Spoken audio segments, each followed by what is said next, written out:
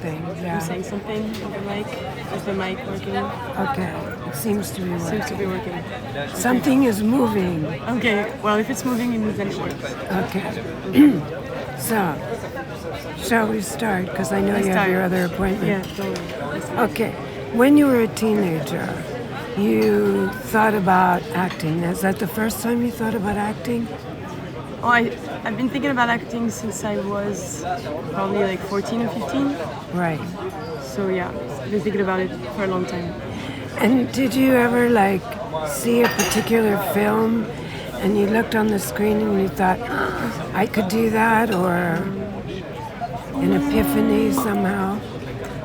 I don't think it was ever about one movie or one actress or one thing. But like I remember watching like American Beauty, and I had a blast watching that because I watched it when I was a teenager, like pretty early on. And then all of the Kubrick films.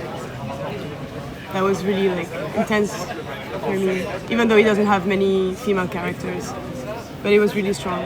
But I can't. Maybe like when I watched for the first time Eternal Sunshine of the Spotless Mind from Michel Gondry, I thought Kate Winslet was really amazing. Have you met Michel Gondry? No, never met him. It would be great. Yeah, it would be great. I agree. Were there any? A friend of mine, Loane, did music for one of his films. Oh, really? They're very close friends. Okay. But I never met him. Was there any particular actor or actress that you really get inspired by? Yeah, probably Tilda Swinton. Yeah, she's probably the main one. But then Kate Blanchett and Kate Winslet again, probably. Yeah, but Tilda Swinton is the biggest inspiration for many things because she can play anything. She can do anything. So. Did you meet her at Cannes? Yeah. So how was that? Ooh, that was really emotional for me because like I saw her and it was like, oh my god, she exists. You know, she's an actual person because like she also has this thing where she looks like a goddess basically. So I was like, oh my god. So I went to see her. And I was really shy. I was like, hi, I'm sorry. And she was so friendly and she was so nice. She was like, oh dude, that's amazing, congratulations to you. And she gave me her phone number and we texted a little bit and it was just really normal and really nice. And I mean the fact that she's even better in person and so nice and friendly made her even more like high in my heart. Wow, that's great. I can picture a friendship there. Yeah. Yeah, she was so nice. So when you got cast for the film, it was through Instagram. Yeah. Was that the first time something like that came to you through Instagram? I mean, I got a lot of jobs from Instagram, but as a model or like for short movies or music videos. But I got like most of the jobs that I did in my life, I got them through social media in general. Even when I worked as a photographer, it was like mainly through Instagram and social. But I mean, yeah, it was the first time I was cast ever for a feature film. So yeah. Because your first film was Cinq Vagues l'Avenir. Yeah, but that was just a tiny short movie. Right. And then I mean I did like a bunch of tiny short movies that we don't really know about, but whatever. And because before that I was in drama class, I was taking drama class, and I did like short movies with students from the FEMIS and stuff like that. But I don't even know where those things are. But yeah. And I read that you had 4 auditions. Yeah. So I would take me through it, because what was the first audition like? Because your acting your dialogue is your body. True. I mean, in the first version of the scenario, there was way more scenes where I had to talk. So the first round of audition was just a scene like written down, and I had like to say stuff, and it was like pretty like it was just a scene, and it was just with the casting director at that point. And then the second round. Which scene was it? It was a scene that got cut from No, I mean, basically nothing that I did auditioning happened in the movie. So the second round was with Julia, director, and the casting director. And this time it was still the same scene plus another scene, which was pretty like normal. Third round was with the Garance, Marillier, who was there to be like the other character. So we went through some scenes and tried stuff, and basically I think the director wanted to see if I could take understand what she was saying and just try to take it into account in the way I was playing. And the last one was a bit more special because it was just with the director and the casting director, and I went for a coffee with the director for like a good maybe 45 minutes, where I basically, it felt like a job interview, like before going to this thing, bonjour, je peux vous prendre un jus, 43 merci. Before going to this thing, I had written a letter to her, just in case, the thing didn't go as well as I wished or whatever, and I had this letter in my pocket. And I basically, during this coffee thing, I basically told her everything that was in my letter. And it really felt like a job interview. Like, this is why you should hire me for this thing. So, and then we went into the rehearsal room, and this one was a bit more like the film because it was more like physical. She did this thing where she hid like most of my face but the eyes, and I had to do the whole scene with my eyes only, just like trying to like pass emotions or whatever, like stuff through the eyes only. That was really interesting to do. And also there was another scene where I was supposed to to play extreme suffering on the floor. But I mean, if you've seen the movie, you know why. So the suffering worked, and it worked. I went very far. Like I kind of blacked out. Like after this thing, I was kind of like, it felt like a trance, like kind of. And I was just like, but it was good. I mean, that was what I had to do apparently. So. And what were the key points you told her in the letter? One was androgyny. The key points. It was like. Basically, what I said was that I was a psychopath. I felt that it made. Yes. I mean, it felt like that everything made sense to me, like the little things that I knew about the scenario and the way she was working and the fact that she was a woman, and many things made a lot of sense to me because my whole life, like about gender and stuff, like my whole life, I've been mistaken for a boy, like. Over and over again, like since I'm very, very small, and which is a good feeling in a way. It's kind of. I mean, when you're young, you're like, come on, I'm trying. But I mean, now I don't give a fuck anymore. But it took me a while, and I was angry at that for a long time. But about this gender thing, that I know how to play with very easily. Like I can, my posture can change. Like this is really easy for me. And it's been part of my life anyways, about like the very physical aspect of the movie, because like I exercise a lot, like I do sports all the time, so I was basically ready to go through this like huge training that I went through, and also the fact that she was like, we were almost the same age, we went through the same we did the same things in school, and mainly because she did the FEMIS, I didn't, but before that, studied like literature and English and stuff like that, and also like we had a lot of we have a huge common ground that I felt was worth exploring together. And the training, I mean, God, you're amazing. I mean, my friend and I were seeing it together. We were like, yeah, the training was intense because it was. I had this coach for like just like fitness and because I had to lose like so much weight. I mean so much fat basically, but which is not fun at all.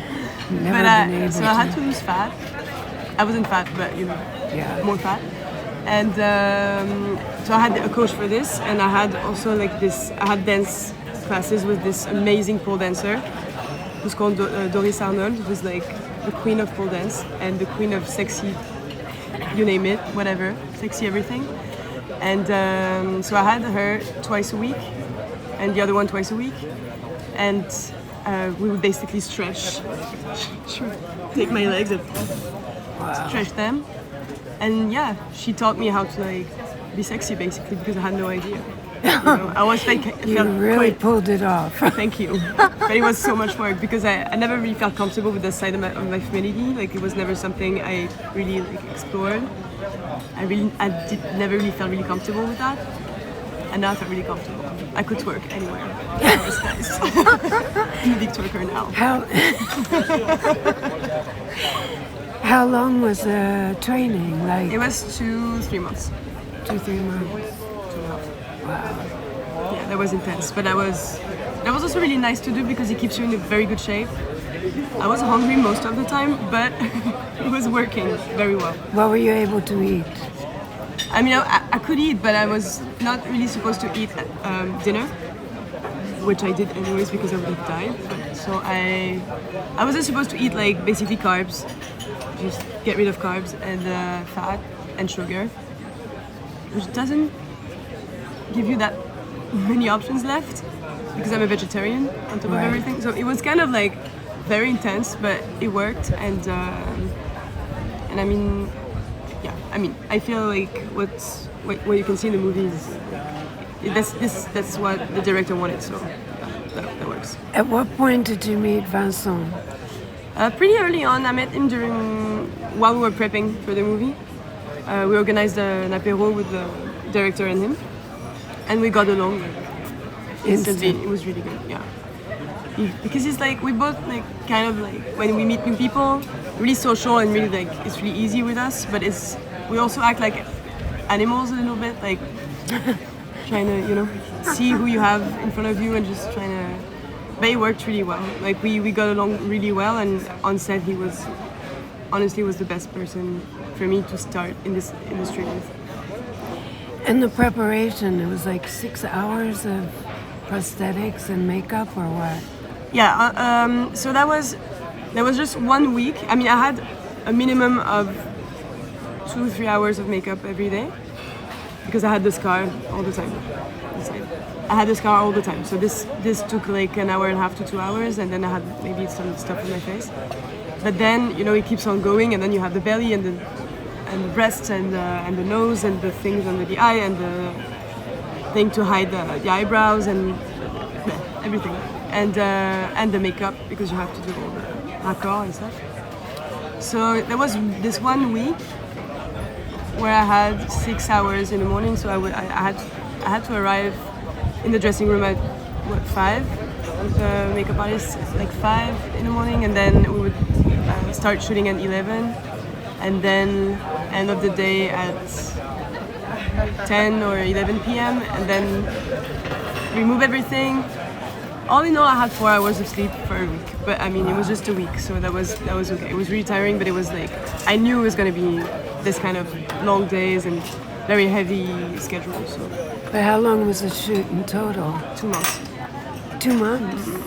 That was like very intense. We did like extremely long days. So, but I mean, it was also kind of good because as a team, the endeavor was a general endeavor. Like everyone was in pain, so it was kind of like everyone was tired and everyone was like yes, and because everyone's so tired, you have to like find the energy to So that was a very beautiful like collective experience on that level, because people were very, very, very kind, very, very like protective, very, very.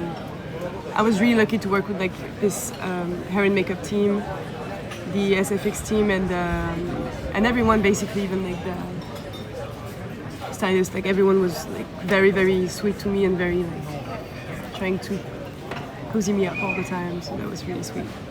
Now, about studying psychopaths and serial killers. That kind of fascinates me. It's always sort of fascinated me. Like what kind of, you watched a lot of films. Did any of them in particular stand out?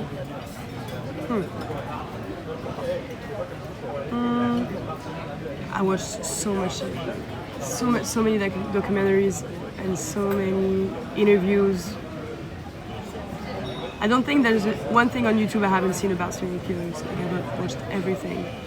And I'm watching a new one right now. I found a new one. It's about this guy Gacy, John Wayne Gacy.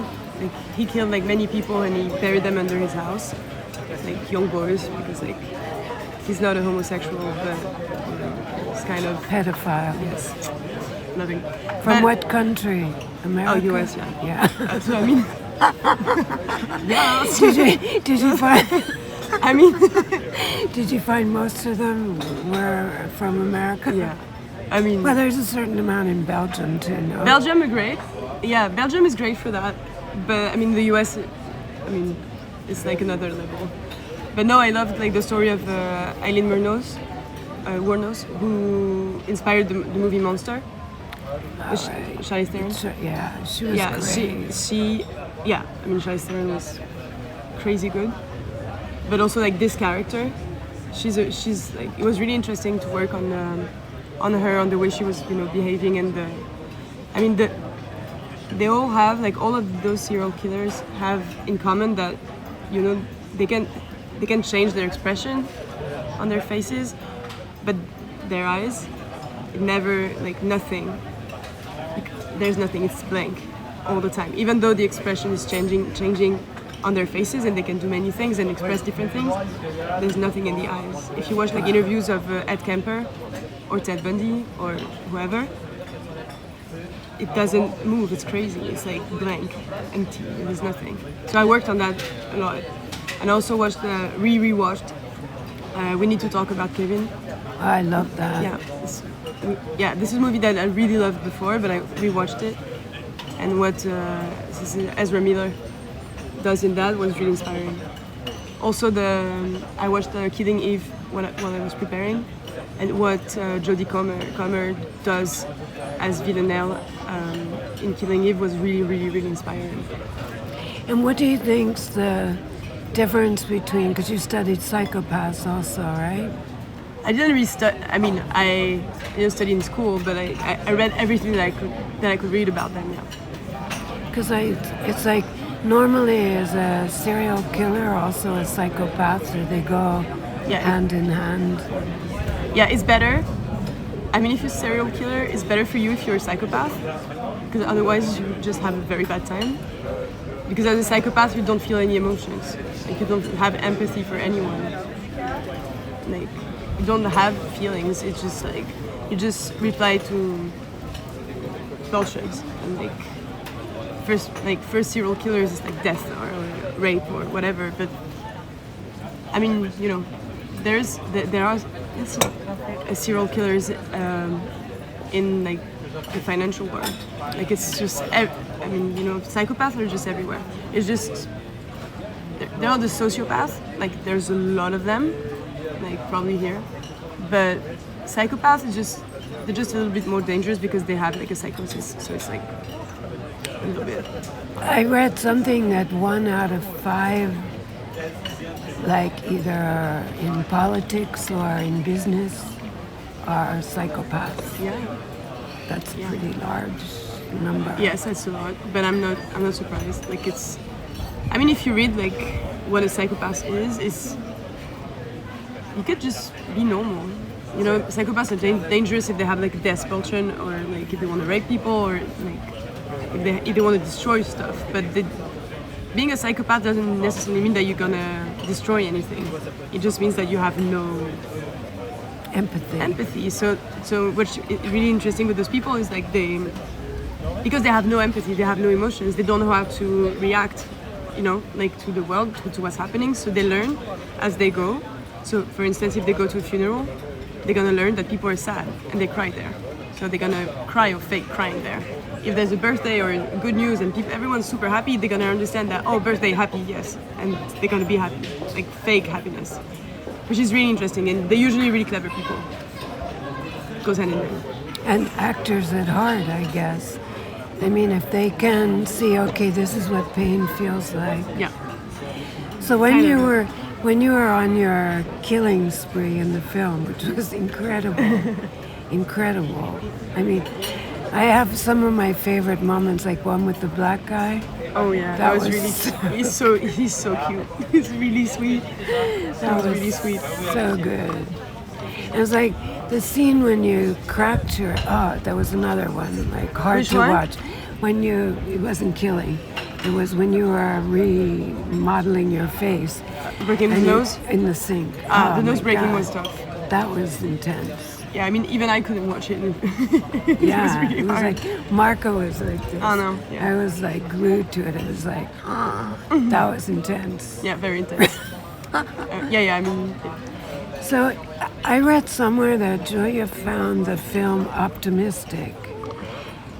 And I thought, like, okay, what was your reaction to that? Is it because at the end we sort of saw some sort of emotion towards the Vincent character? I mean, or what? it's if it's optimistic in any ways, it's probably in the fact that it's not because you've never been able to love or never been loved before that it won't happen to you at some point.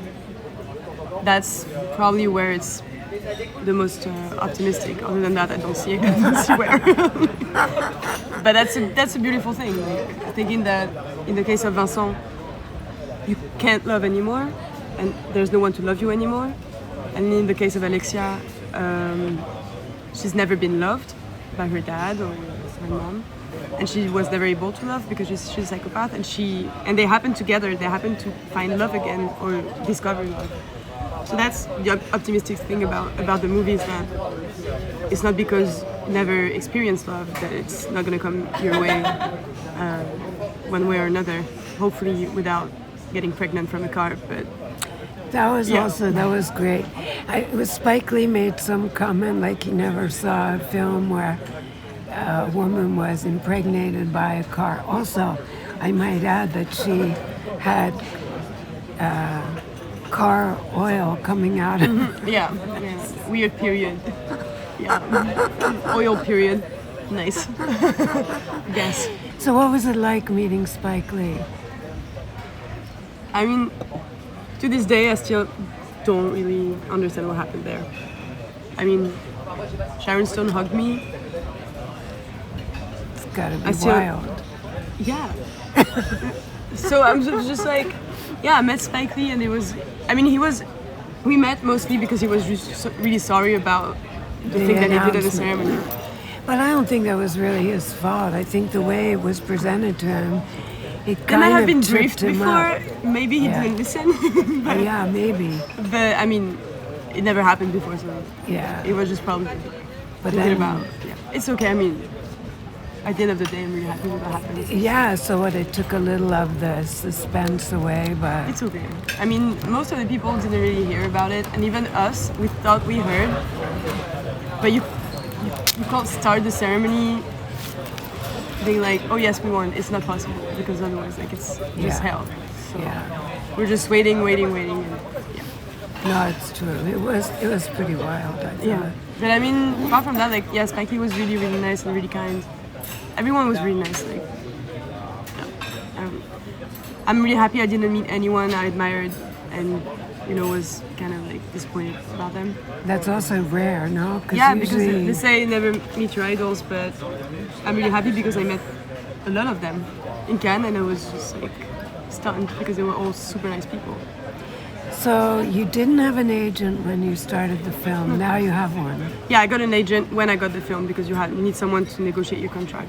Okay. To like do the it's at paperwork and same stuff. time. So that's how. I mean, the day I got, I knew I got the part. I went to the production, and then the casting director like helped me find like an agent, and that's how So now I have an agent. Yeah. And now, how has it been since? I mean, you start your first lead role and you have a standing ovation at the Palme du Festival in Cannes. I mean, what comes next? I mean, what?